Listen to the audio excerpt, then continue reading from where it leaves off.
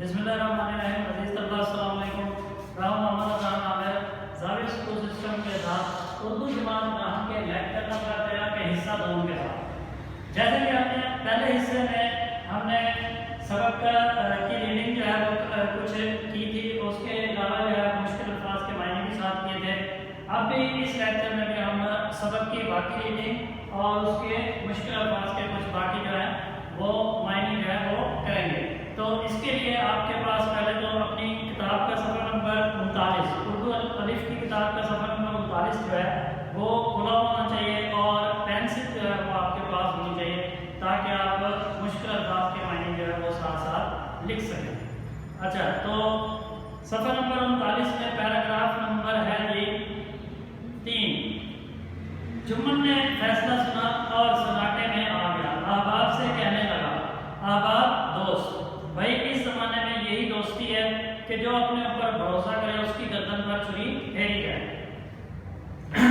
اس فیصلے نے الگو اور جمن کی دوستی کی جڑیں ہلا دی. تناور درخت حق کا ایک جھونکا بھی نہ سہ سکا. تناور مجبور نہ سہ سکا، سہنا برداشت کرنا. وہ اب بھی ملتے تھے مگر وہ تیروں سپر کی طرح، دشمنوں کی طرح بالکل جو ہے وہ دوسرے سے ملتے تھے. جمن کے دل سے دوستی کی غدائی کا خیال دور نہ ہوتا اور انتقام کی خواہش چین نہ لینے دیتی. خوش قسمتی سے موقع بھی جلد مل گیا. الگو پچھلے سال میلے سے بیلوں کی ایک اچھی گویاں مال لائے تھے. بچھائے نسل کے اچھی نسل کے جو کہ ہل میں جوتنے والے بیل تھے وہ لے کے آئے تھے. مہینوں تک تو وہ جوار سے لوگ انہیں دیکھنے کے لیے آتے رہے. اس پنچایت کے 1 مہینہ بعد ایک بیل مر گیا. جمن نے اپنے دوستوں سے کہا، یہ دغا بازی، دھوکے بازی کی سزا ہے. انسان صبر کر جائے مگر خدا نیک و بد دیکھتا ہے. الگو کو اندیشہ تھا، شک شبہ تھا کہ جمن نے اسے زہر دلوایا. اس کے برعکس چودرائن کا خیال تھا کہ اس پر کچھ کرایا گیا، یعنی کہ کچھ جادو ٹونا لگایا گیا ہے، وہ کرایا گیا. چودرائن اور فہمین جو اس کی بیوی تھی، چودرائن اور فہمین نے ایک دن زور و شور سے کھنی. دونوں خواتین نے روانی بیان کی نتی بہا دی. دونوں خواتین نے بہت زیادہ یعنی کہ آپس میں بحث و تکرار کی، لڑائی جھگڑا کیا. تشبیہات اور استعاروں میں باتیں ہوئی. بارے جمن نے آگ بجھا دی. تو بارہ جمن نے وہاں پر آ کر جو ہے وہ معاملات کو ذرا ٹھنڈا کیا. بیوی کو ڈانٹا اور رزم گاہ سے ہٹا لے گیا. رزم گاہ میدان جنگ. ادھر الگو چودھری نے اپنے ڈنڈے سے چودرائن کی شریف جانی کی داد دی، یعنی کہ اسے بھی مارا پیٹا، سزا دی. ایک بیل کس کام کا، اس کا جوڑا بہت ڈھونڈا مگر نہ ملا. ناچار اسے بیچ ڈالنے کی صلاح ہوئی. مشورہ ہوا. گاؤں میں ایک سیٹ سبزو تھے، وہ یکا گاڑی ہانکتے تھے. گاؤں میں گڑ گھی بھرتے اور منڈی لے جاتے. منڈی سے تیل نمک لاد کر لاتے اور گاؤں میں بیچتے تھے. اس بیل پر ان کی طبیعت لہرائی، یعنی کہ انہیں تھوڑا سا لالچ آیا. اس بیل پر اسے لے لوں. دام کے لیے 1 مہینے کا وعدہ ہوا، قیمت کے لیے 1 مہینے کا وعدہ ہوا. چودھری بھی غرض مانتے، گھاٹے کی کچھ پرواہ نہ کی. گھاٹا نقصان. سمجھو نے نیا بیل پایا تو پاؤں پھیلائے. دن میں 3 4 کھیوے چکر لگانا یا پھیرے لگانا. کھیوے کا مطلب ہے نہ چارے کی فکر نہ پانی کی، بس کھیووں سے کام تھا. منڈی لے گئے، وہاں کچھ سوکھا بھس ڈال دیا اور غریب جانور ابھی دم نہ لینے پاتا کہ پھر جوت دیا. یعنی کہ انہوں نے اس بیل سے بہت زیادہ جو ہے وہ مشقت لی. مہینے بھر میں بیچارے کا کچومر نکل گیا، بہت یعنی کہ مرنے کے قریب ہو گیا، بہت کمزور ہو گیا.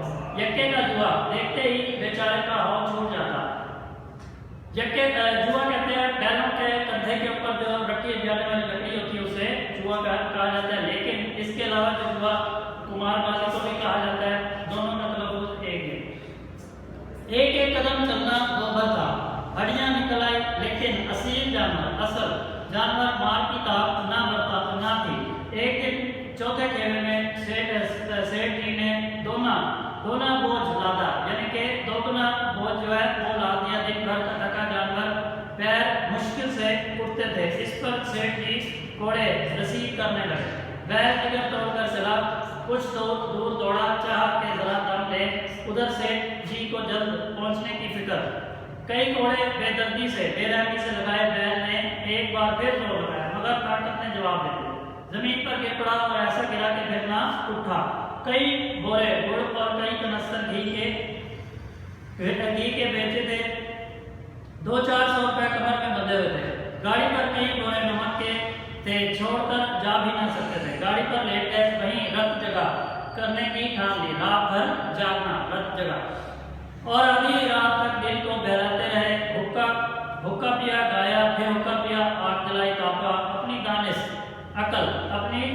عقل میں تو وہ جاگتے ہی رہے، مگر جب وہ پھٹی چونکے اور کمر پر ہاتھ رکھا، وہ اٹھنا صبح کی روشنی جو ہے وہ ہونا یا پھیلنا، تو تھیلی ندارت خالی، کلے کا سن سے ہو گیا، کمر سٹولی، تھیلی کا پتہ نہ تھا۔ گھبرا کر ادھر ادھر دیکھا، کئی کنستر تیل کے بھی غائب تھے، سر پیٹ لیا، پچھاڑے جانے لگے، حیران ہونے لگے۔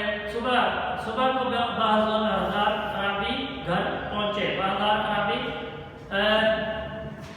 بوجھل دل کے ساتھ۔ سیٹھانی جی نے جب یہ المناک حادثہ سنا تو چھاتی پیٹ لی، صدمے میں آ گئی۔ چھاتی پیٹنا، صدمے میں آنا یا آہو بکا کرنا، رونا پیٹنا۔ پہلے تو خوب روئی، تب الگو چودھری کو گالیاں دینے لگی۔ حفظ ما تقدم کی سوجی ہے، حفظ ما تقدم کا مطلب کیا ہے؟ بچاؤ کی حکمت عملی اپنانا۔ نگوڑے نے ایسا منحوس بیان کیا کہ سارے جنم کی کمائی لٹ گئی۔ نگوڑا نکما، اس واقعے کو کئی ماہ گزر گئے، بزرگ جب اپنے بیل کی قیمت مانگتے تو سیٹ اور سیٹھانی دونوں جھلائے ہوئے کتوں، جھلا جس کا مطلب ہوتا ہے پاگل، جھلائے ہوئے کتوں یعنی کہ پاگل کتوں کی طرح چڑھ بیٹھتے۔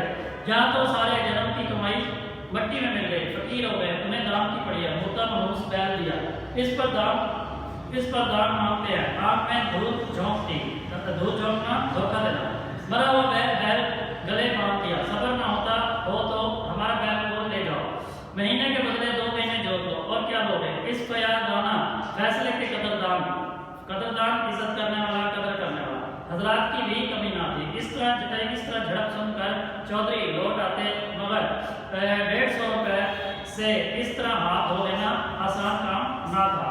ایک بار وہ بھی بگڑے، سیٹ کی گرم ہو پڑے، سیٹھانی کی جذبے کے مارے گھر سے نکل پڑی، سوال جواب ہونے لگے، خوب مباحثہ ہوا، مباحثہ تکرار، بحث اور مجادلے کی نوبت آ پہنچی، مجادلہ جھگڑا کی نوبت آ پہنچی۔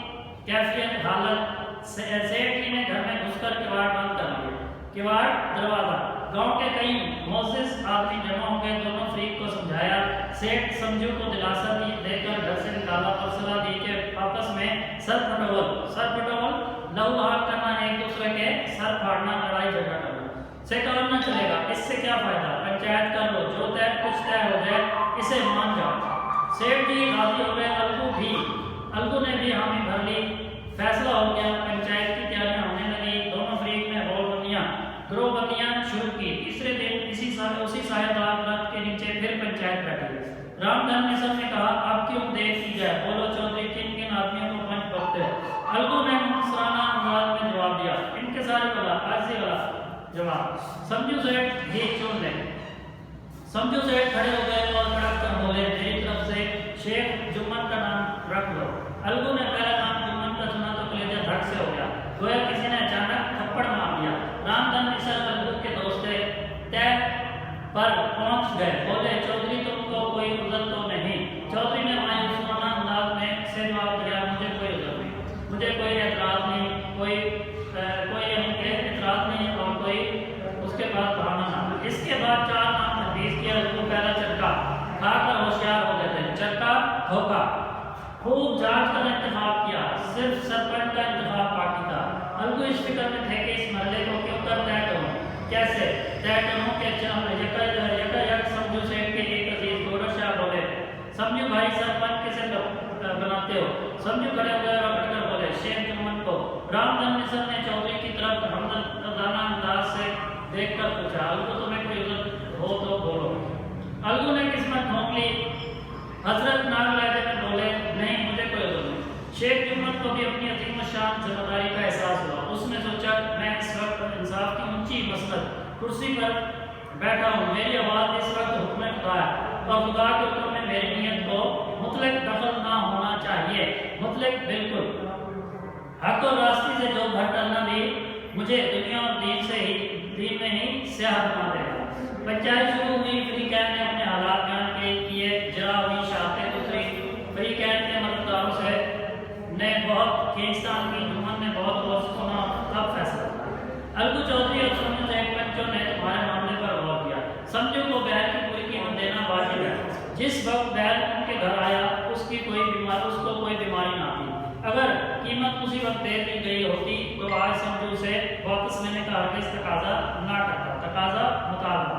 राम मिसल ने कहा कीमत के अलावा इनसे तावान भी लिया जाए, तावान जुर्माना। समझू ने बैल को दौड़ा कर मारा। जुम्मन ने कहा इसका असल मामले से कोई ताल्लुक नहीं। गौड़र शाह ने कहा समझू के साथ कुछ रियायत होनी चाहिए, इनका बहुत नुकसान हुआ और अपने किए की सजा मिल चुकी है। जुम्मन बोला इसका भी असल मामले से कोई ताल्लुक नहीं, ये अलगू चौधरी की भलमनसी पर मुनस्सिर है, भलमनसी अच्छाई। ये फैसला सुनते ही अलगू चौधरी फूले ना समाए। फूले ना समाना बहुत खुश होना। 1 घंटे के बाद जुम्मन शेख अलगू के पास आए और उनके गले लिपट कर बोले भैया जब से तुमने मेरी पंचायत की है मैं दिल से तुम्हारा दुश्मन था, मगर आज मुझे मालूम हुआ कि पंचायत की मसनद पर बैठकर कोई किसी का दोस्त नहीं होता और ना कोई किसी का दुश्मन। इंसाफ के सिवा और से कुछ नहीं सूझना दिखाई दे। अलगू रोने लगे, दिल साफ हो गया, दोस्ती का मुरझाया हुआ रंग फिर से हरा हो गया। अब वो चालों की जमीन पर नहीं, हक और इंसाफ की जमीन पर खड़ा था। तो अजीज तलबा, ये है आज का लेक्चर। ये सबक नंबर 6 जो है पंचायत, इसकी हमने जो है रीडिंग जो है वो मुकम्मल की और इसमें जितने भी मुमकिन तौर पर मुश्किल अल्फाज के मानी थे वो हमने किए। आपने इस सबक के मुश्किल अल्फाज के मानी जो है वो अच्छे तरीके से याद करने हैं। बाकी जो है इसे अच्छे तरीके से रीड भी करते रहना है ताकि आपको बाद में किसी किस्म की कोई परेशानी ना हो। बस शुक्रिया।